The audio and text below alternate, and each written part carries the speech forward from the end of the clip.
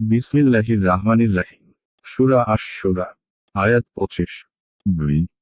তিনি তার বান্দাদের তাওবাহ কবুল করেন এবং পাপ মোচন করেন এবং তোমরা যা করো তিনি তা জানেন। আয়াতের তাফসীর। তিনি তার দাসের তওবা কবুল করেন, 1 এবং পাপ মোচন করেন। আর তোমরা যা করো তিনি তা জানেন। 1 তওবার অর্থ হল পাপের জন্য অনুতপ্ত হওয়া এবং আগামীতে তা আর না করার দৃঢ় প্রতিজ্ঞা করা। কেবল মুখে তওবা তওবা করা অথবা গুনাহ বা পাপ ত্যাগ না করে তাওবা প্রকাশ করে গেলেই তাওবা হয় না। এটা তো ঠাট্টা ও বিদ্রূপ করা হয়। নিষ্ঠাপূর্ণ ও সত্যিকার তাওবা আল্লাহ অবশ্যই কবুল করেন। আয়াত 26।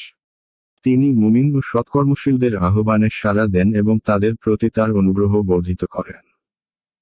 কাফিরদের জন্য রয়েছে কঠিন শাস্তি। আয়াতের তাফসীর।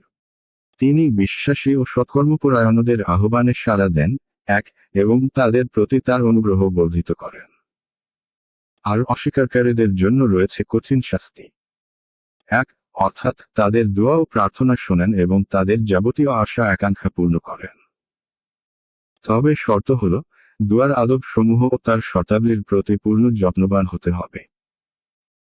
আর হাদিসে এসেছে যে মহান আল্লাহ তার বান্দার তাওবায় সেই ব্যক্তির চেয়েও অধিক আনন্দিত হন, যার সওয়ারি মরুপ্রান্তরে খানা পানিসহ নিখোঁজ হয়ে যায় এবং সে নিরাশ হয়ে কোনো গাছের ছায়ায় শুয়ে ঘুমিয়ে পড়ে। অতঃপর ঘুম থেকে উঠে হঠাৎ সে তার সওয়ারি পেয়ে যায় এবং আনন্দে আত্মহারা হয়ে তার মুখ থেকে বের হয়ে যায়, হে আল্লাহ, তুমি আমার বান্দা আর আমি তোমার প্রভু। অর্থাৎ আনন্দে আত্মহারা হয়ে ভুল বলে ফেলে। মুসলিম, কিতাবুত তাওবাহ।